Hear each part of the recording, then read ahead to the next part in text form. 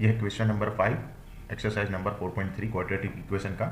इसमें हमें कंडीशन दी गई है कि in a class test sum of Shefali's mark in mathematics and English is 30।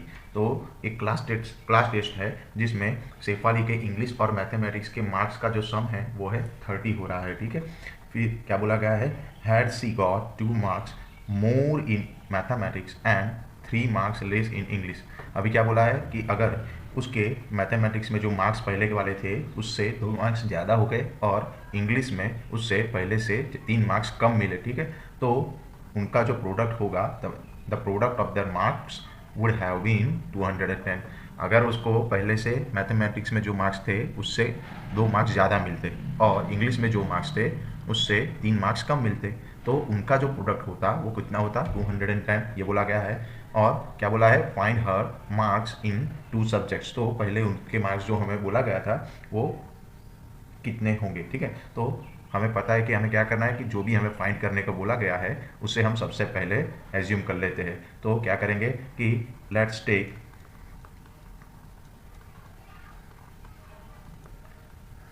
Shefali's marks in mathematics is equal to x और Shefali's marks in English is equal to y. ठीक है, तो हमारी अभी फर्स्ट कंडीशन क्या थी, फर्स्ट कंडीशन में हमें बोला गया था कि मैथमेटिक्स और इंग्लिश के जो मार्क्स है उसका जो सम हो रहा है वो कितना हो रहा है, 30 हो रहा है। तो अभी हमें पता है कि उसके मैथमेटिक्स के मार्क्स है एक्स और जो इंग्लिश के मार्क्स है वो है क्या है, वाई है। तो जब हम कंडीशन 1 में एक्स प्लस वाई करेंगे तो हमें कितना बोला गया है, वो बोला गया है 30। ओके, और दूसरी कंडीशन हमें क्या दी गई है कि had C got 2 marks more in mathematics. Okay, तो ये सेकंड कंडीशन में क्या हो जाएगा, अगर उसके मार्क्स पहले जो मार्क्स थे जो कि थे एक्स उससे कितने हो जाए, 2 ज़्यादा, तो वो एक्स क्या हो जाएगा, एक्स प्लस 2 हो जाएगा। और 3 मार्क्स लेस इन इंग्लिश, और इंग्लिश में कितने मार्क्स थे पहले उसके, वाई मार्क्स थे, तो उससे 3 कम हो जाएंगे, तो कितना हो जाएगा, वाई माइनस 3।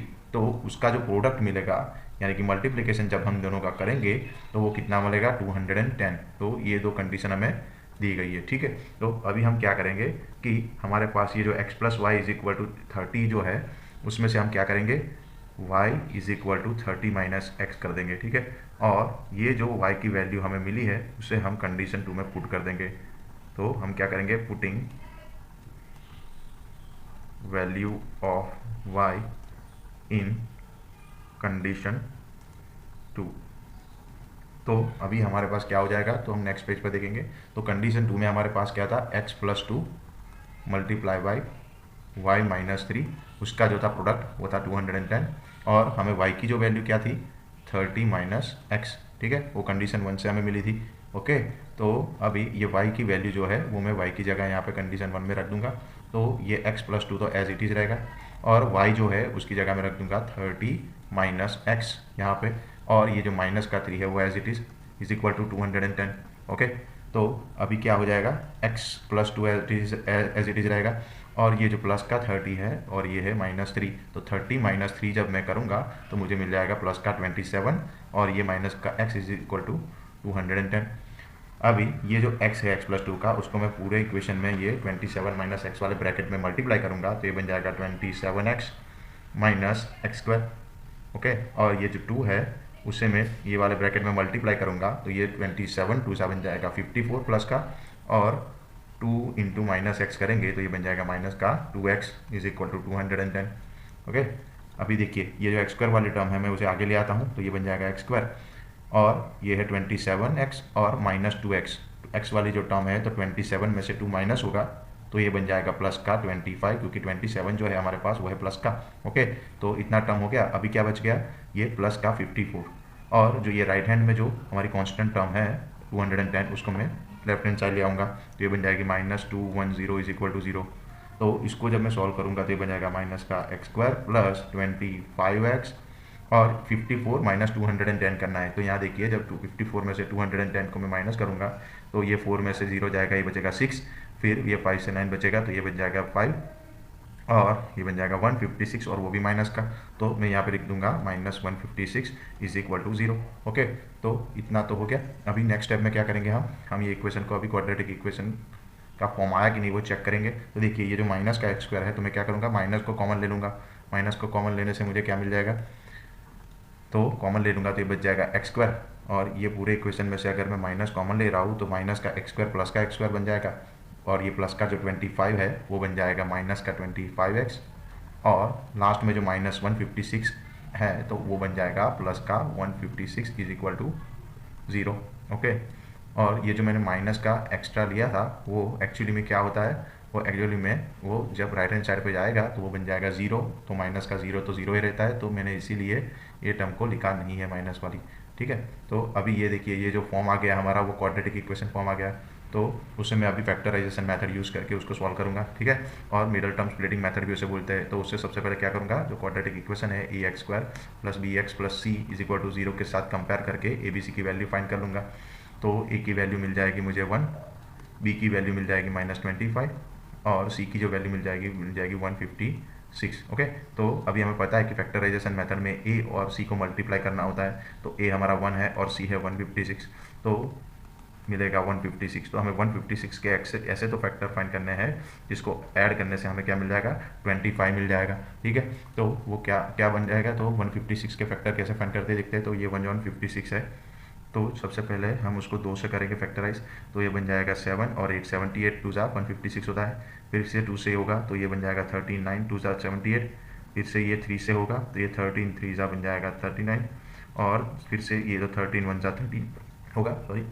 तो देखिए यहाँ पे 2 2 ज़ा 4 और 4 2 ज़ा 12, तो एक फैक्टर तो हमारा 12 और दूसरा हो गया 13। तो जब इसे हम मल्टीप्लाई करेंगे तो ये क्या बन जाएगा 156, और जब इसे ऐड करेंगे तो ये बन जाएगा, क्या बन जाएगा 25 बन जाएगा। ठीक है, तो हमारे जो 2 फैक्टर बन गए वो एक बन गया 13 और एक बन गया 12। ठीक है, तो अभी मैं ये फैक्टर वाला को रब कर लेता हूँ। ठीक है, आप अगर आज चाहे तो इसे पॉज करके आप लिख सकते हैं। तो यहाँ पे देखिए हमें मिडल टर्म जो हमारी थी वो क्या है, माइनस की 25। ठीक है, तो ये जो दोनों फैक्टर मिले वो मुझे कैसे करने होंगे, माइनस के। ठीक है, तभी क्या होगा 13 और 12 को जब मैं ऐड करूँगा -13 - 12 तभी वो होगा 25। तो ये जो क्वाड्रेटिक इक्वेशन था उसमें जो 25 था माइनस, उसकी जगह मैं क्या लिख दूंगा, -13x - 12x, और जो कांस्टेंट टर्म थी 156 is equal to 0 as it is रहेगी। अभी ये जो x² - 13x है उसमें से मैं x कॉमन ले लूँगा तो बन जाएगा x - 13, और मुझे दूसरा टर्म भी क्या चाहिए, x - 13 ही चाहिए क्योंकि मुझे कॉमन लेना है इसको।